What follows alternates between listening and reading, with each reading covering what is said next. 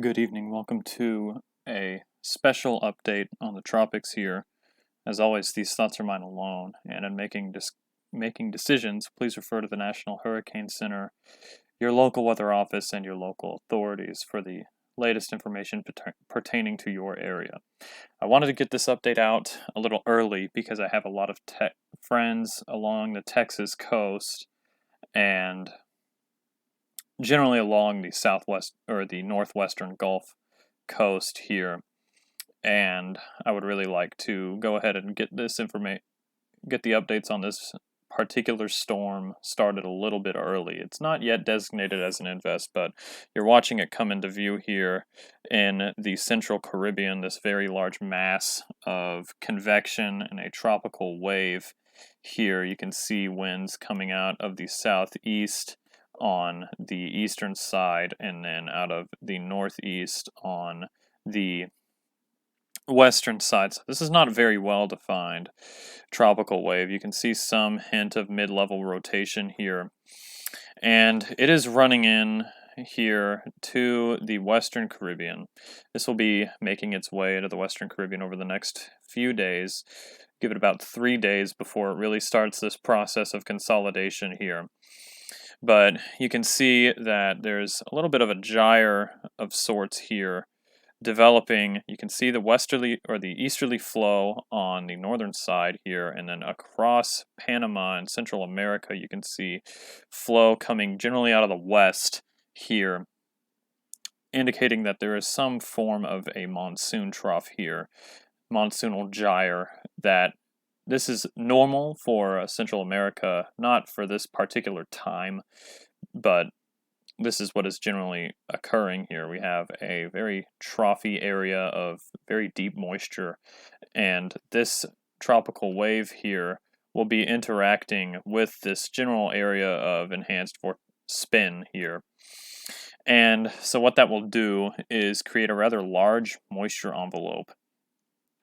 And if we look at the GFS moisture profile here, if we go back to what is right now, you can see our wave here on the GFS, and if we go a little bit further, you can see this is actually what current time is here. You can see our moisture envelope here, and then you have mid-level flow coming out of the east-northeast here, and then you kind of have stagnant flow associated with this area, and you just have a lot of moisture associated with this region here. And as we go forward, you can see our tropical wave gets a little taller here, and you can see that flow is, the wave axis is a little sharper. This is mid-level flow, by the way, so this is not low-level flow. Low-level flow at this time is still relatively the same as the mid-level flow here. You can see that the moisture field quickly spreads out here to a pretty broad area, and what we're going to watch here as this gets going is you can see the winds now shifting from out of the south and out of the west here, and you have this very broad area of generally mid-level rotation here. And here's our wave right here, and then here's the gyre interaction here that's ongoing. So you have two separate parts of this wave. This is the northern part, the actual wave axis, and then the gyre here centered around Panama. And this is going to try to consolidate here west or east of Central America as it kind of slows down. You can see this very large area of moisture here. This is going to be a pretty complex system to watch here. There's going to be a lot going on with this system. I'm going to have another update video tomorrow too, and it'll probably depict what is going down here pretty well. As you can see, there's a lot of just mid-level spin. You see winds coming out of the south here and then exiting out of the east here, and just a pretty big area of mid-level spin and mid-level moisture. You can see a lot of convection or very deep moisture on the northern side of this. And as we go forward here, you can see a low starts to develop. Here's the surface low, but there's a lot of elongation in this due to the fact that this is such a large system. There's a lot of convection associated with this, and a lot could go down here. And the mid-level trough axis is like this. And at this point, it really depends on what exactly happens with this system over the next 3 days and what part of the system really decides to organize. Right now, a lot of models are starting to trend towards the northern side of this system organizing, which would mean a system that would be able to congeal quicker with less land interaction, because as you can see, if there's a surface low right here where it is running into land, it will not have a whole lot of water time here. But if we are on the northern side of this, you can see that there's some isobars. You can see the surface circulation kind of extends off a little bit to the north here. That's really what it is. And then there's a lot of mid-level moisture here, and not a lot of mid-level rotation in this region, but a general mid-level axis, mid-level trough axis here. You can see winds coming out of the south and east here, exiting to coming out of the northeast here. So there's definitely a trough axis in here, right here, according to the GFS. And as we go forward here, this is also, we're going to get into 4 days here. So this is pretty far away. And how the GFS has been resolving this recently has been a little more on the northern edge of the overall gyre here. There's still a lot of time for this to really become a system here. We're talking 4 days, and we're not even in the Gulf of Mexico yet. But the reason that I'm pointing this out very early is because you have this very moist environment here. This is not all the system here. You see how far the moisture bubble extends outside of the general surface entity here, and there's a very large area of very deep tropical moisture here. And if we go to the water vapor loop, we're going to go back to current times here, and you can see this very large upper level low. That if we go to the water vapor loop here, you can see this upper level low, and digging in and heading off generally to the west here. This is backing off to the west, and you can see actually our wave axis here, and the feathery clouds coming out of the system here, and feathery clouds coming out of the southern side of the system into South America here. And what this does, it's kind of a positive feedback loop here. So as convection continues to build in the system, which it will, the heat release from this convection will continue to push back at this upper level low. So this upper level low is going to be far enough north here to actually not have a negative effect on the system. There's a little tongue of dry air associated with the upper trough here, but that won't be much of a problem for our little system here, as this upper level low is generally backing away and moving in tandem with the system rather than just sitting out in front of the system here.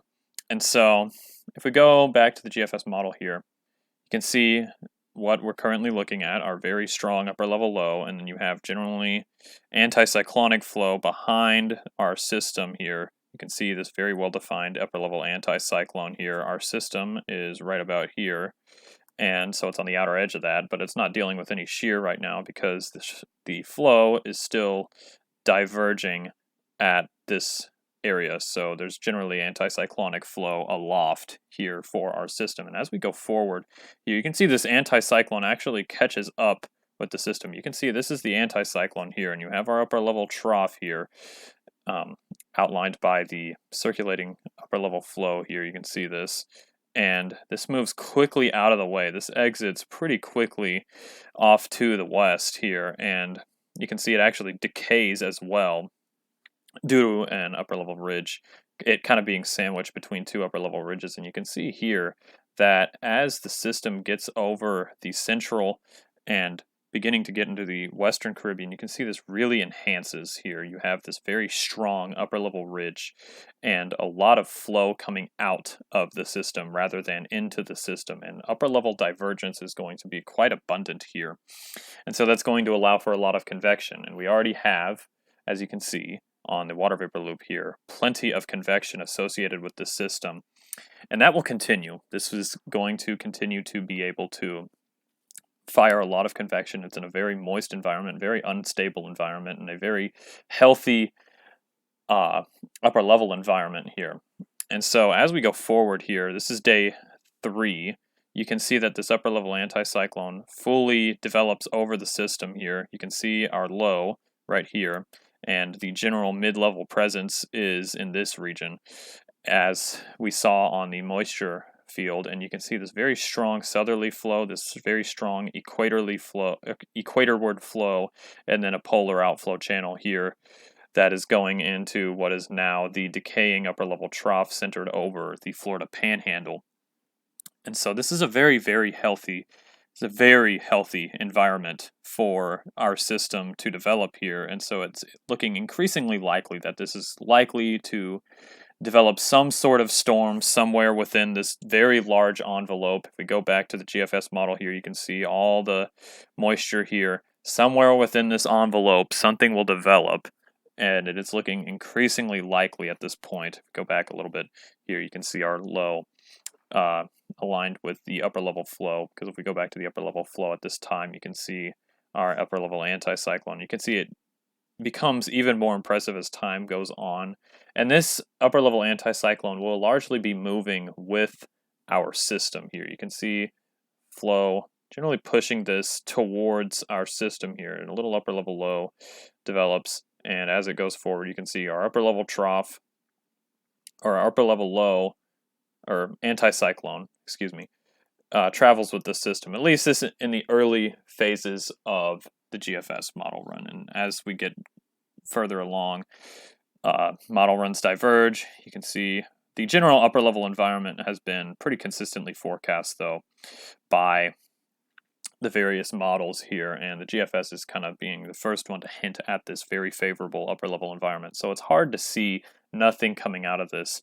And the general flow aloft here, if we look at the 500 millibar vorticity, you can see here we have our decayed upper level low. If we go back a little bit, you can see our upper low here over the Bahamas at this time, and you can see it back away and decay over Georgia here.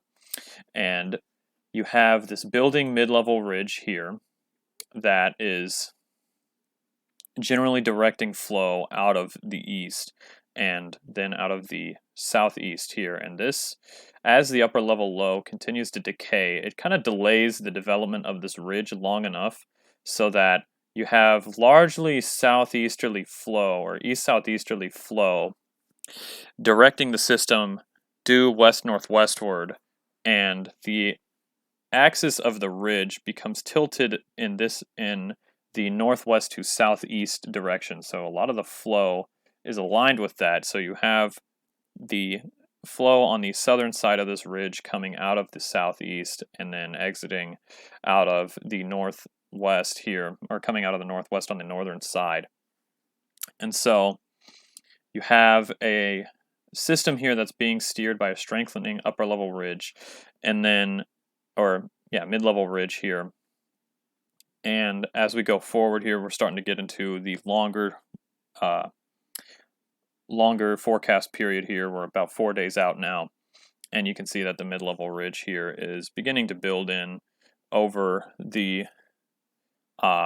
southeast, but it extends only to right about here, I would say.